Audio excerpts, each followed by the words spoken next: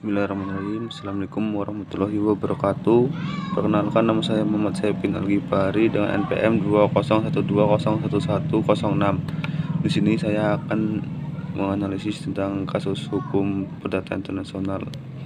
Yaitu di sini ada PT Citra Abadi Kota Persada atau disebut CAKP melawan MDS Investment Holding atau MDS dan PT ACR Global Investment.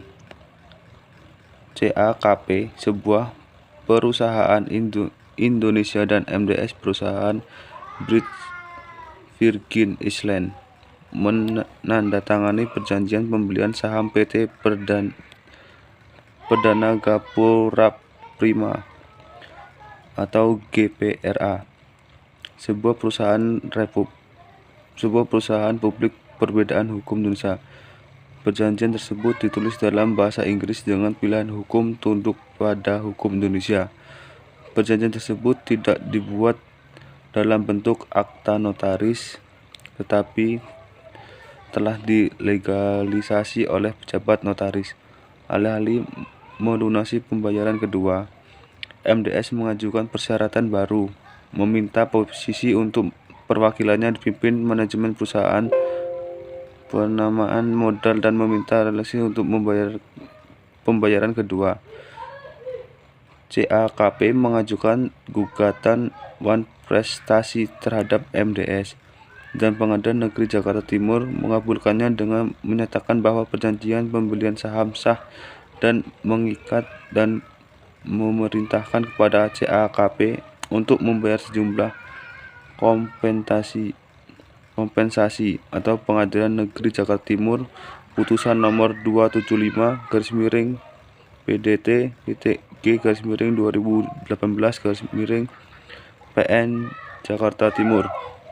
Pengadilan Negeri Jakarta mereview putusan tersebut dengan mengutip surat edaran Mahkamah Agung atau SEMA RI No. 7 tahun 2012 tentang rumusan hukum hasil rapat pleno Kamar Mahkamah Agung sebagai pedoman pelaksana tugas bagi Pengadilan Tinggi Jakarta menyatakan gugatan penggugat tidak jelas atau kabur sehingga tidak dapat diterima.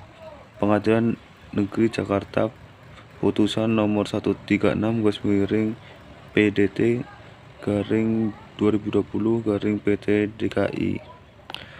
Rumusan hasil rapat pleno Kamar yang dimaksud berbunyi, sertifikat dan dokumen asing sebagai alat bukti harus memenuhi syarat-syarat legalisasi baik di negara asal dan di Indonesia. Di samping itu juga harus diterjemahkan oleh seorang penerjemah resmi dan sumpah di Republik Indonesia.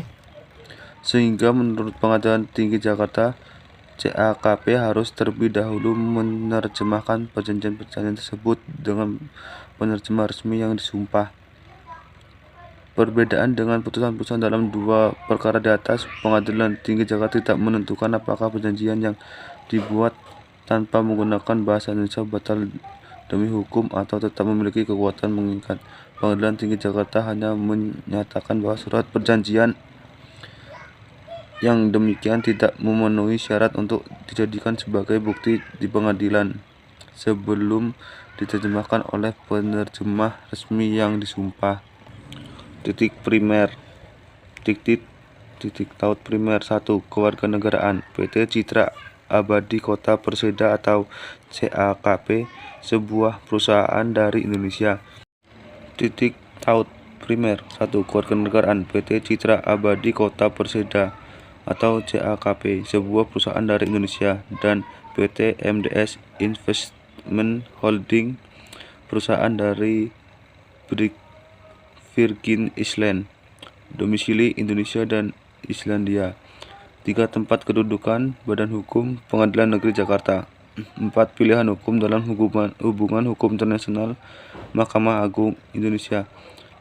5. Tempat berlakunya perbuatan hukum Mahkamah Agung.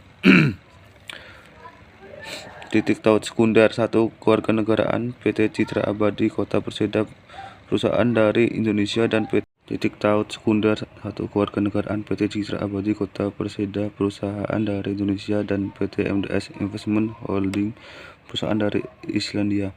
2. Domisili Indonesia dan Islandia. 3. Tempat kedudukan Badan Hukum Pengadilan Negeri Jakarta. 4. Pilihan hukum dalam hubungan hukum internasional Mahkamah Agung. 5. Tempat berlakunya perbuatan hukum Mahkamah Agung. Tempat terletaknya benda Indonesia. Sekian analisis dari saya, kurang lebihnya saya mohon maaf. Wabillahi taufiq wal hidayah. Wassalamualaikum warahmatullahi wabarakatuh.